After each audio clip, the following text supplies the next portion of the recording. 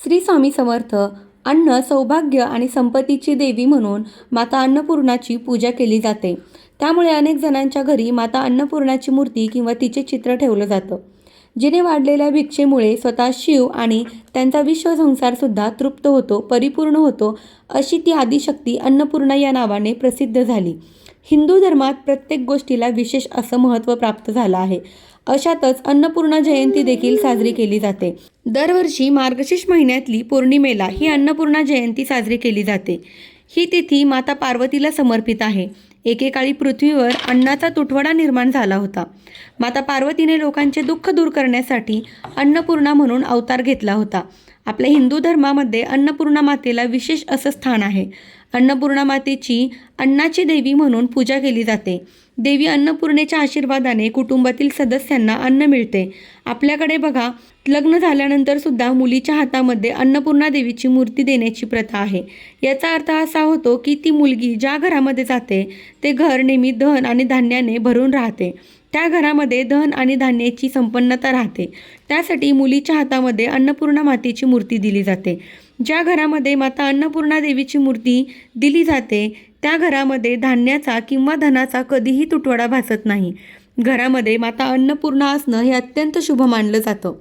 मात्र घरात सुख आणि समृद्धीसाठी अन्नपूर्णा देवीची मूर्ती किंवा फोटो घरामध्ये, देवघरामध्ये कसा ठेवावा किंवा अन्नपूर्णा मातेची मूर्ती तांदूळामध्ये ठेवावी की गव्हामध्ये ठेवावी, तांदळामध्ये ठेवली असेल तर ते तांदूळ कधी बदलावे, अन्नपूर्णा मातेची जी मूर्ती आहे तर ती खरेदी करताना कधी करावी, कशी मूर्ती खरेदी करावी, तर तुमच्या घरामध्ये मूर्ती असेल तर मूर्तीची स्थापना कशी करावी, अन्नपूर्णा मातेची मूर्ती जर घरात असेल तर कोणत्या चुका आपण करायच्या नाहीत. आपण फक्त घरामध्ये मूर्ती ठेवून भागत नाही, तर आपल्या घरामध्ये अन्नपूर्णा मातेचा आशीर्वाद राहावा असं जर तुम्हाला वाटत असेल तर काही चुका आपण चुकून देखील करू नये. अशी सविस्तर माहिती आजच्या व्हिडिओमध्ये आपण पाहणार आहोत. त्यासाठी व्हिडिओ शेवटपर्यंत जरूर पहा. चॅनलवर जर नवीन असाल, पहिल्यांदाच माझे व्हिडिओ पाहत असाल तर चॅनलला सबस्क्राईब करायला विसरू नका. आपल्या चॅनलवरती अगदी माहितीपूर्ण आणि योग्य असे व्हिडिओ अपलोड होत राहतील. शेजारील बेल आयकॉनला सुद्धा प्रेस करा. जेव्हा कधी मी नवीन व्हिडिओ अपलोड करेन त्याचे नोटिफिकेशन सर्वात अगोदर तुम्हाला मिळेल आणि तुमच्याकडून एकही व्हिडिओ मिस होणार नाही. आजच्या व्हिडिओला सुरुवात करूया. अन्नपूर्णा मातेची मूर्ती कधी खरेदी करावी असा प्रश्न देखील मनामध्ये येतो किंवा त्याची स्थापना कधी करावी. तर बघा, अन्नपूर्णा मातेच्या मूर्तीची खरेदी आपण मार्गशीर्ष पौर्णिमेला अन्नपूर्णा मातेची जयंती असते त्या दिवशी खरेदी करणे अत्यंत शुभ मानलं जातं. यावेळी तुम्हाला शक्य नाही झालं तर एखाद्या मंगळवारी किंवा एखाद्या शुक्रवारी देखील अन्नपूर्णा मातेची मूर्ती खरेदी करून घरामध्ये आणू शकतात. किंवा जसं गुरुपुष्यामृत योग असेल किंवा आता गुढीपाडवा देखील येत आहे तर गुढीपाडवा असेल त्यावेळी देखील तुम्ही खरेदी केले तरीसुद्धा चालेल किंवा अक्षय तृतीयाला खरेदी केलं तरीसुद्धा चालेल. मूर्ती कोणत्या धातूची खरेदी करावी, तर मूर्ती तुम्ही कोणत्याही धातूची खरेदी करू शकता. जसे की चांदीची किंवा पितळेची किंवा पंचधातूची मूर्ती देखील तुम्ही खरेदी करू शकतात. मूर्ती खरेदी करून आणल्यानंतर आपण त्याची स्थापना कशी करायची.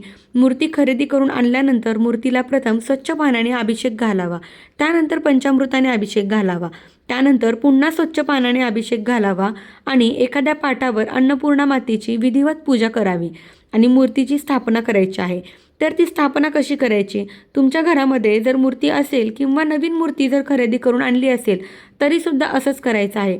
पहिल्यांदा गणपती बाप्पाची स्थापना करायची, त्यानंतर स्वयंपाकघरात तुम्ही ही पूजा केली तरीसुद्धा चालेल. सर्वात पहिले आपलं स्वयंपाकघर स्वच्छ करून घ्यायचं आहे, रांगोळी काढून घ्यायची आहे. सर्वात आधी तुम्ही दिवा लावून घ्यायचा आहे. त्यानंतर तुम्ही गणपती बाप्पांना अभिषेक करून घ्या. त्यानंतर माता अन्नपूर्णेच्या मूर्तीवर अभिषेक करायचा आहे आणि चौरंगावरती लाल किंवा पिवळं वस्त्र अंथरायचं आहे. त्यावरती एखादी प्लेट ठेवायची आहे, त्यामध्ये धान्य भरून घ्यायचे आहेत. तर नेहमी तांदूळच भरावेत, पुढे मी सांगणार आहे. आणि तांदळामध्ये अन्नपूर्णा मातेची मूर्ती ठेवायची आहे. हळदी कुंकू अक्षदा व्हायच्या आहेत, फुलं व्हायची आहेत, कापसाचे वस्त्र व्हायचे आहेत. अन्नपूर्णा मातेची पूजा करून निरांजनाने ओवाळून घ्यायचं आहे. त्यानंतर गॅस शेगडीची देखील आपल्याला पूजा करून घ्यायची आहे. गॅसची पूजा करत असताना हळदी कुंकवाची बोटे उठवा किंवा ओल्या कुंकवाने स्वास्तिक हे चिन्ह काढायचं आहे आणि त्यानंतर आपण स्वास्तिक या चिन्हावरती देखील हळदी कुंकू वाहून अक्षदा फूल देखील व्हायचे आहे. निरांजनाने ओवाळून घ्यायचं, अगरबत्तीने ओवाळून घ्यायचं. अन्नपूर्णा मातेच्या मूर्तीची स्थापना नेहमी तांदळामध्ये करावी. अन्नपूर्णा मातेची जेव्हा तुम्ही खरेदी कराल तेव्हा तांब्याची किंवा पितळेची एखादी प्लेट देखील तुम्ही खरेदी करावी, कारण की अन्नपूर्णा मातेची मूर्ती ही नेहमी तांदळामध्ये स्थापित केलेली जाते, धान्यामध्ये ठेवली जाते. त्यासाठी प्लेट देखील तुम्ही खरेदी करून आणा किंवा तुम्ही एखाद्या वाटीमध्ये ठेवली तरी सुद्धा चालेल. शक्यतो स्टीलचे भांडे वापरू नका. तांदळामध्ये अन्नपूर्णा मातेची मूर्ती स्थापित करणे खूप शुभ मानलं जातं, कारण की तांदळाचा रंग पांढरा असतो आणि पांढऱ्या रंगाचा संबंध हा शुक्र ग्रहाशी असतो. त्यामुळे तांदळामध्ये अन्नपूर्णा मातेची मूर्ती जर ठेवली तर नक्कीच त्याचं शुभफळ आपल्याला प्राप्त होत असतं. आपले जे ग्रहदोष आहे तर ते देखील दूर होतात आणि घरामध्ये धन आणि धान्याची बरकत राहते. त्यासाठी तांदळामध्ये मूर्ती ठेवा. तांदळामध्ये मूर्ती ठेवत असताना कोणत्या चुका करायच्या नाहीत. तर बघा, मूर्ती तांदळामध्ये ठेवत असताना तांदूळ हे अखंड असावे. तांदूळ हे कुठेही खंडी झालेले नसू नये. तुटलेले फुटलेले तांदूळ आपल्याला घ्यायचे नाहीत. तसेच अन्नपूर्णा मातेच्या हातामध्ये जी पळी असते त्या पळीमध्ये देखील तांदळाचे 2-4 दाणे आपल्याला नक्कीच ठेवायचे आहेत. तर ही पळी कधीही रिकामी ठेवू नये. ही गोष्ट तुम्ही नेहमी लक्षात ठेवा. बरेच जण अशा चुका करतात की पळी रिकामी ठेवतात. पळी जर रिकामी ठेवली तर त्या घरामध्ये दोष लागू शकतात.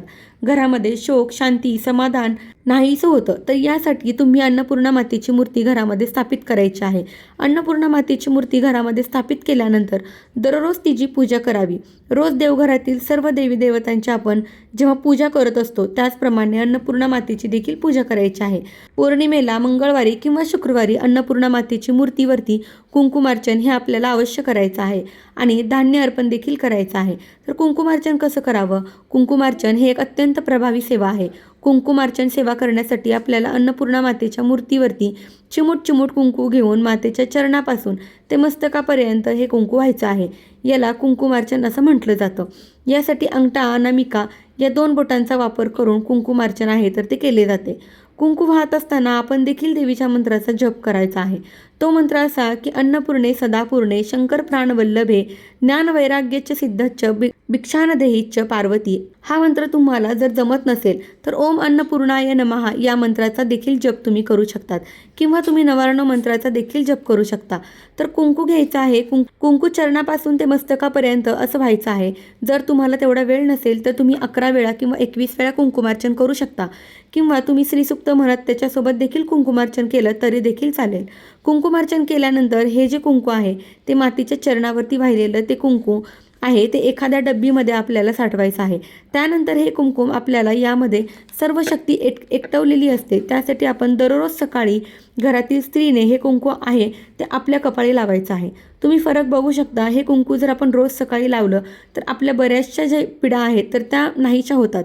घरामध्ये बरकत येते. प्रत्येक कामामध्ये आपल्याला यश येते. त्यासोबतच घरातल्या व्यक्तीने घराबाहेर जात असताना हे कुंकू जे आहे तर ते कपाळी लावल्यानंतर प्रत्येक कामामध्ये त्यांना यश मिळतं. तर बघा, साठवलेलं कुंकू जे आहे तर ते एका डबीमध्ये साठवून ठेवायचं आहे. त्यानंतर दररोज तुम्हाला स्वतःच्या कपाळी हे कुंकू लावायचं आहे. जेव्हा बाहेर जातो त्यावेळेस देखील तुम्हाला हे कुंकू कपाळावरती लावून जायचं आहे. कपाळावरती आपल्याला लावण्यासाठी हे कुंकू वापरायचे. घरातील व्यक्तीनेच हे कुंकू वापरा व तुम्ही घरातील बाहेरच्या व्यक्तीला हे कुंकू जे आहे तर ते देऊ नये. द्यायचं असेल तर आपल्या कुळामध्ये म्हणजे आपले सासरे जे आहेत, जावा आहेत तर तिथे तुम्ही देऊ शकता. पण माहेरी हे कुंकू आपल्याला द्यायचं नाही. हा नियम देखील आपल्याला पाळायचा आहे. अशा प्रकारे कुंकुमार्चन करा. लवकरच तुम्हाला फरक दिसून येईल. तर हे कुंकुमार्चन अगोदर सांगितल्याप्रमाणे मंगळवार, शुक्रवार किंवा पौर्णिमेला तुम्ही करू शकता. यानंतर आपल्याला धान्य अर्पण कसं करायचं आहे तर ते पाहूया. धान्य अर्पण म्हणजे काय? तर अन्नपूर्णा मातेच्या मूर्तीवरती थोडं धान्य आपल्याला अर्पण करायचं आहे. धान्य मातेच्या खांद्यापर्यंत येईल इतकं धान्य अर्पण करायचं आहे. धान्य अर्पण कधी करावं? तर मंगळवार, शुक्रवार आणि पौर्णिमेला तुम्ही धान्य अर्पण करू शकतात. आपण जेव्हा शिवामूठ आपण ज्याप्रमाणे वाहतो अगदी त्याचप्रमाणे आपल्याला मूर्तीवरती धान्य देखील अर्पण करायचं असतं. या विधीमुळे आपल्याला माता अन्नपूर्णेचा आशीर्वाद प्राप्त होतो. घरामध्ये माता अन्नपूर्णेचा आशीर्वाद राहतो. अन्नपूर्णा माता आपल्यावरती प्रसन्न राहते. अन्नपूर्णा मातेचं खरं स्थान हे स्वयंपाकघरामध्ये असतं. त्यासाठी प्रत्येक महिन्याने आपलं स्वयंपाकघर हे स्वच्छ आणि नीटनेटकं ठेवावं, कारण की अन्नपूर्णा मातेचा आशीर्वाद आपल्या स्वयंपाकघरामधून आपल्याला मिळत असतो. त्यामुळे आपलं घर हे धन धान्याने भरून राहतं. ज्या गृहिणीच्या डोक्यावरती अन्नपूर्णा मातेचा आशीर्वाद असतो त्या घरामध्ये कधीच कशाची कमतरता भासत नाही. प्रत्येक मंगळवारी, शुक्रवारी आणि पौर्णिमेला स्वयंपाकघराची संपूर्ण स्वच्छता करून स्वयंपाकघराच्या भिंतीवर ओल्या कुंकवाने किंवा ओल्या हळदीने स्वास्तिक हे चिन्ह नक्की बनवायचं आहे. गॅस, शेगडी आणि स्वास्तिकची पूजा करून घ्यायची आहे. हळदी, कुंकू, फूल, अक्षदा वाहून पूजा करायची आहे. मंगळवारी, शुक्रवारी किंवा प्रत्येक पौर्णिमेला अन्नपूर्णा मातेला समर्पित असा एक दिवा स्वयंपाकघरामध्ये नक्कीच लावायचा आहे. दिव्याची देखील पूजा करून घ्यायची. हळदी, कुंकू, अक्षदा वाहून घ्यायच्यात. अन्नपूर्णा मातेला आपण ते तांदूळ अर्पण करतो तर ते तांदूळ मातेच्या खांद्यापर्यंत येईल इतपत आपल्याला तांदूळ अर्पण करायचे आहे. ते कितीही वाहिलेच किंवा केवढे वाहिले याचे आपण मोजमाप करत बसायचं नाही. जोपर्यंत मातेच्या खांद्यापर्यंत येत नाही तोपर्यंत आपल्याला धान्य जे आहे तर ते अर्पण करायचं आहे. या अगोदर सांगितल्याप्रमाणे मंत्र अन्नपूर्णे सदापूर्णे शंकर प्राणवल्लभे ज्ञानवैराग्याची सिद्धच्च भिक्षान देहीच्च पार्वती या मंत्राचा तुम्ही जप करायचा आहे. ही सेवा तुम्ही नक्कीच करून पहा. धान्य अर्पण केलेले जे तांदूळ आहे तर ते तुम्ही नंतर तुमच्या स्वयंपाकघरामध्ये रोज वापरण्यासाठी तांदूळ घ्यायचे आहे. त्यातले थोडेसे तांदूळ आपण देवाच्या खाली आसनावरती ठेवायचे आहे. उरलेले तांदूळ तुम्ही लगेच काढून 1-2 तासामध्ये काढून घेतले तरी देखील चालेल.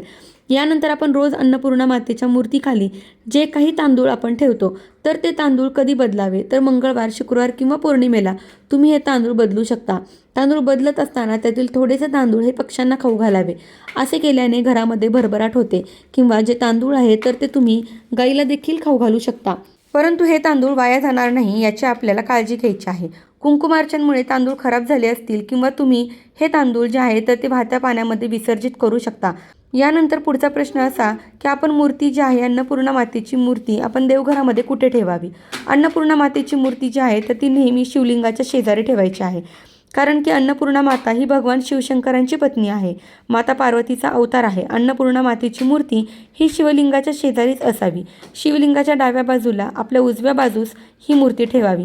असे केल्याने अन्नपूर्णा मातेची आपल्या घरावर अखंड कृपा राहते. घरामध्ये सुख, शांती, समाधान नांदते. माता लक्ष्मीची देखील कृपा आपल्या घरावरती राहते. आपल्या घरामध्ये अखंड लक्ष्मी नांदते. घरी आलेल्या अतिथींचा छान आदरपूर्वक सन्मान करावा. असं केल्याने देखील माता अन्नपूर्णेचा आशीर्वाद आपल्या घरावरती राहतो. या व्हिडिओमध्ये मी फक्त तुम्हाला अन्नपूर्णा मातेच्या विषयी संपूर्ण माहिती देण्याचा प्रयत्न केलेला आहे. हा व्हिडिओ तुम्हाला कसा वाटला, योग्य वाटला असेल तर जास्तीत जास्त लोकांपर्यंत शेअर करा. चॅनलवरती नवीन असाल तर चॅनलला सबस्क्राईब करा. भेटूया अशा एका नवीन माहितीसोबत. तोपर्यंत श्री स्वामी समर्थ. धन्यवाद.